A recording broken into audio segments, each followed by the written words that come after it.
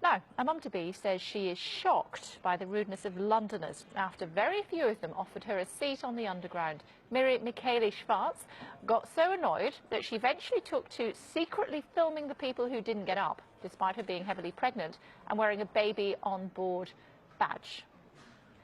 And we can speak to Mum, who filmed that footage, and we are also joined from central London by Ella Whelan from Spiked magazine. Ladies, thank you both for joining us here on Sky News this afternoon. I have to say, overwhelmingly, if Joe was still here, he would be doing a poll for me, but I can tell you about 95% of the people that have tweeted me this afternoon are totally in favour of getting up and giving up their seat. But it would appear, Mum-to-be, that that wasn't the case as far as you were concerned.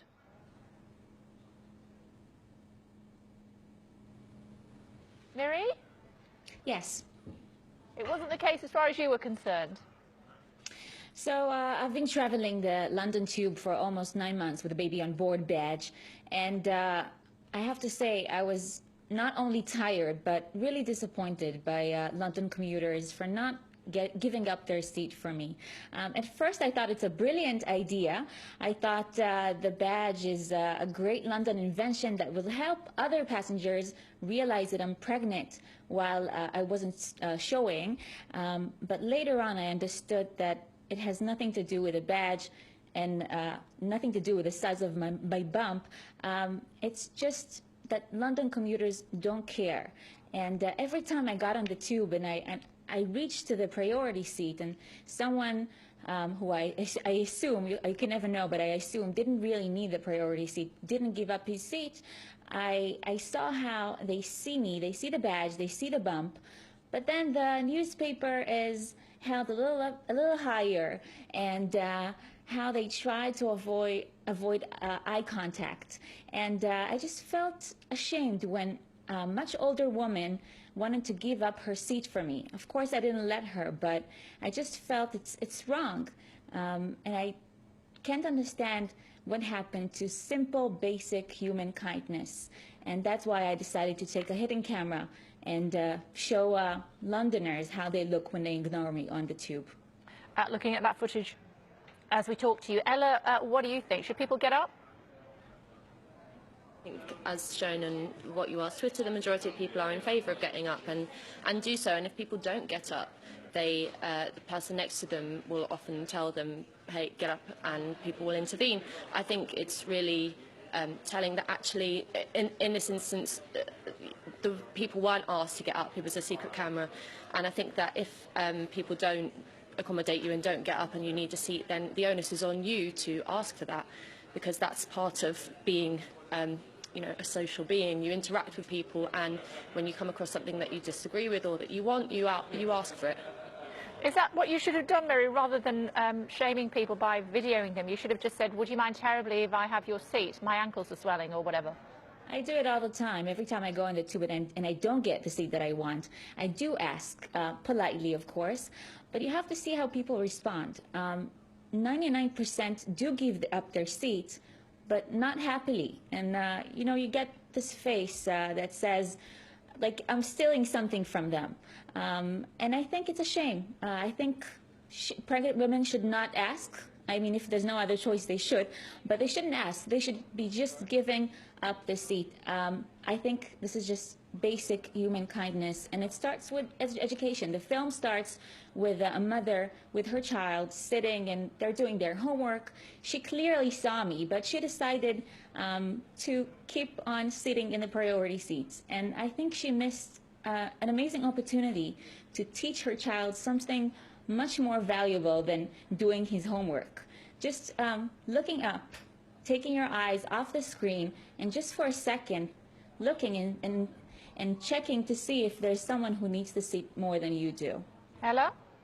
Well, I'm actually really against these baby on board badges, because I think what it does is put a barrier in between people's social interactions, and it kind of is already laying blame before there is any. It's saying you must get up and accommodate me before it's necessary. I think actually it's most pregnant women or old people or disabled people, people who these priority seats are for, will get up, will ask first, and people will accommodate. I just don't think there's a problem. I'm really sorry that in this case, obviously, you did suffer some antisocial behaviour, and if I was on that tube, I would have intervened for you if you weren't able to. But I think the issue here is that we must encourage women and anybody else who wants to ask for things on the tube or interact with people, that they have to kind of have some gall and do it. Lots and lots of people got involved on Twitter, as you would anticipate, ladies. Edinburgh Explorer said, yes, you should offer your seat to a pregnant woman.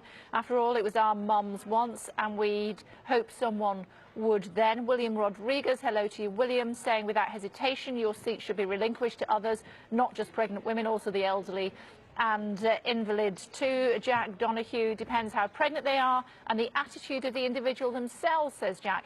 If they are rude about it, I will remain seated, simple as. Do you accept that, Miri? It depends how you ask as to whether or not the seat should be relinquished. I think every pregnant woman should get a seat, just because not only you suffer from a lot of things during pregnancy, just because it might be dangerous. If the train suddenly breaks, that can be a life-threatening situation, and therefore I think you shouldn't wait until the pregnant lady asks you to give up your seat. You should just do it. And some people do that, as you can see at the end of the film, and I really appreciate that. And I would do that after I have my baby. I've done that before to pregnant women, to everyone who needs that. And unfortunately, people who wait until they're asked to, I think there's a problem with that. And I think many people don't really think that pregnant women do need the seat. I hear that all the time. I got that from comments from all around the world. People saying, you know, pregnancy is not sickness. Why should I give up my seat for you?